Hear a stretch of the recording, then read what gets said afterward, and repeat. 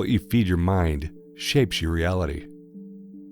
There is an energetic difference between consuming news and politics versus art, ideas, and expansive thought. There's something subtle happening to you every day. So subtle, most people never notice it. It happens when you wake up, when you scroll, when you listen, when you absorb. You're being fed. Not just information, frequency. And what you consistently feed your mind does not just influence what you think, it shapes how you feel, how your nervous system organizes, how your imagination functions, and ultimately, how your reality unfolds. When we consume food and drink that are unhealthy, processed, or empty of nutritional value, we can feel heavy, lethargic, and generally unwell. Especially when we overindulge. We generally can recognize this, and at the very least, we realize that this behavior is not beneficial to us if we continue in excess. On the contrary, when we eat a mostly healthy diet on a regular basis, we can feel energized, alert, and have increased levels of well-being. So why is it that we do not consider our diet of information and stimuli that we consume in the same manner? After all, it can provide us with the same intuitive knowing as our subsequent diet behavior. It can give us the same emotional guidance markers. So let's explore the energetic difference between two very different diets of consciousness. Not from ideology, not from morality, but from field mechanics. A narrow input diet. Let's begin with what most people consume by default. News, political commentary, opinion loops, singular perspectives repeated endlessly.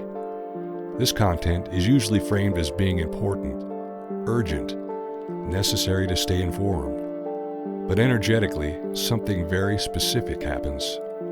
This type of input compresses the field. It narrows time. It collapses possibility. It pulls your awareness into reactivity. Even when you agree with it. Especially when you agree with it.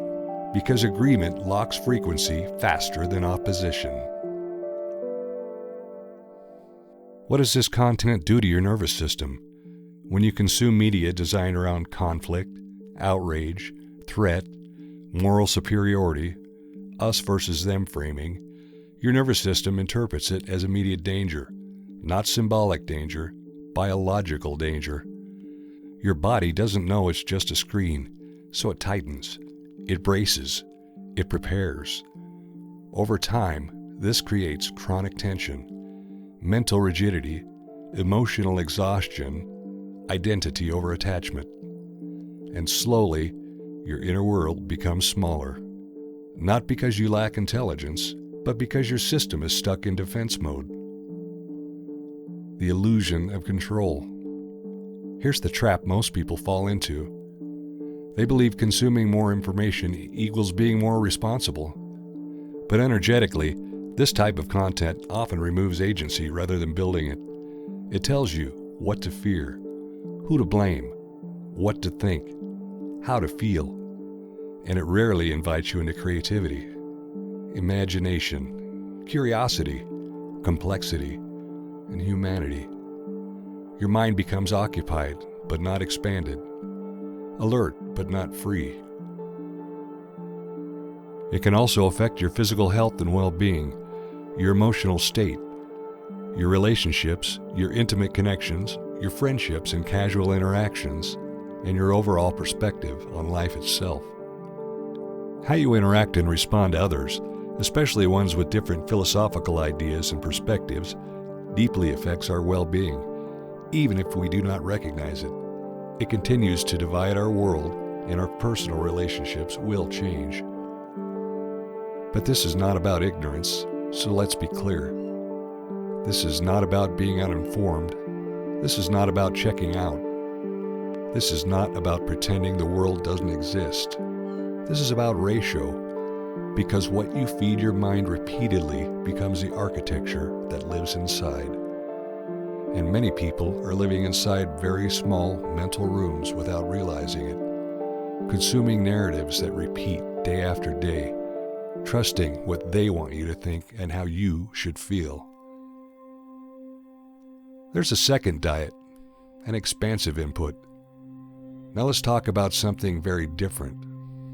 Art, music, philosophy, poetry, long-form ideas, myths, psychology, science as wonder, not weapon, media that asks questions instead of giving orders. This kind of input does something radical. It expands the field. It activates imagination. It restores depth perception. It gives your nervous system room to breathe. Instead of contraction, there's openness. Instead of urgency, there's curiosity. Instead of certainty, there's exploration. What does expansive media do to your energy? When you engage with art and open-ended ideas, your system shifts out of survival mode and into creation mode. Your breath deepens. Your thoughts loosen. Your identity becomes more flexible. You begin to feel possibility, nuance, empathy, spaciousness, expansion, and the open space to imagine and dream. Not because someone told you what to believe, but because your mind is allowed to move again, freely. This is not escapism. This is nervous system regulation through expansion. Watch your world change, your mind become more at peace, your relationships improve, and your well-being relax. But why does expansion feel threatening at first? Here's something honest. If you're used to a narrow input, expansive media can feel uncomfortable, even boring, even unsafe, because your system has learned to equate intensity with importance. Silence feels suspicious. Openness feels vague. Curiosity feels ungrounded. This is not a flaw. It's conditioning, and it can be gently undone. There is a question that changes everything. Instead of asking, is this content right or wrong? Ask, what state does this put me in? How am I feeling?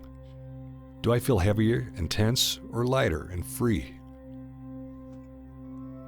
After consuming it, do you feel more rigid or more open? More reactive or more grounded? More curious or more certain? More creative or more combative? Your state is a signal, always.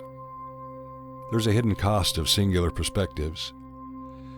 Any media, left, right, spiritual, scientific, that insists it holds the only lens is energetically narrowing. Reality is complex.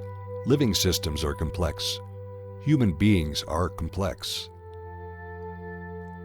When content collapses complexity, your mind collapses with it. You don't become clearer, you become smaller. The quiet power of creating a rich inner world. People with rich inner worlds create more, love more deeply, tolerate uncertainty, hold paradox, adapt faster, expand their imagination, dream potential into reality with ease. This isn't personality, it's diet. They feed their minds with material that stretches rather than stiffens. And that expansion shows up everywhere, in relationships, in creativity, in resilience, in meaning, in dreams, in ideas. Realignment. How do we shift without force? You don't need to quit anything cold turkey. Force creates backlash. Instead, try this. For every hour of narrow input, offer your mind something expansive. A piece of music without lyrics, a long essay, a philosophy talk, a few minutes of writing, a walk, a favorite hobby or creative interest, a painting, a myth, a book that doesn't tell you what to think, an expansive daydream, a few minutes of meditation. Let your system remember what openness feels like. There is a simple practice, but do this gently. Tonight or tomorrow, try this. Consume nothing for 20 minutes. No news, no commentary, no opinions, No social media. Just sit with music, silence, a book, a piece of art, meditation. Notice this discomfort. Then notice what follows. Often beneath the agitation, there's relief. Your mind stretches back out. The deeper truth is, you don't become wise by memorizing and anchoring firm positions. You become wise by cultivating range of thought, range of emotion, range of perception. Art and philosophy don't tell you who to fight, who to hate, who to love, who to believe. They teach you how to see. In closing, let's return to sovereignty. This isn't about disengaging from the world. It's about meeting it from a place of coherence instead of collapse. The world doesn't need more reactivity. It needs people with regulated nervous systems, open minds, and creative intelligence. What you feed your mind is a daily vote for the kind of consciousness you live inside. You do not even need to believe what I've said, but I want you to check in and see how it made you feel. How it either opened thought or created resistance. You always have a choice, so choose wisely. Would you choose fear? Would you choose freedom?